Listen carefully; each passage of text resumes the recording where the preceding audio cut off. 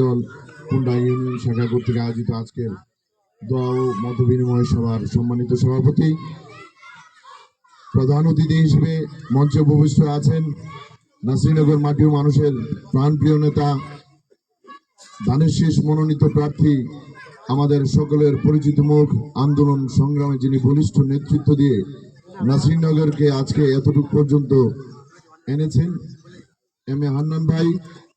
মঞ্চে আরো উপবিষ্ট আছেন বাংলাদেশ জাতীয়তাবাদী দল বিএনপির নাসিরনগর উপজেলার শাখার সংগ্রামী সাধারণ সম্পাদক বসিরউদ্দিন তুহিন ভাই সহ বিএনপি যুবদল, ছাত্রদল, স্বেচ্ছাসেবক দল ও অন্যান্য অঙ্গ সংগঠনের নেতৃবৃন্দ, আসসালামু আলাইকুম।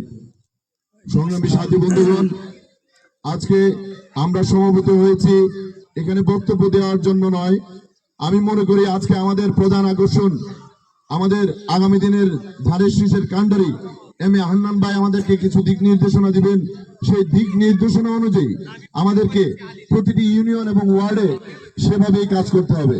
তবে দুটি কথা না বললেই নয়, বিগত 17 বছরে স্বৈরাচারী বাকশালী সরকার, শেখ হাসিনা সরকারের দ্বারা আমরা যে অপমানিত, লাঞ্ছিত, মামলা, হামলা এবং খুনের অধিকার হয়েছি, সেই অধিকারকে পুনরুদ্ধার করার জন্য আগামী নির্বাচন অত্যন্ত গুরুত্বপূর্ণ।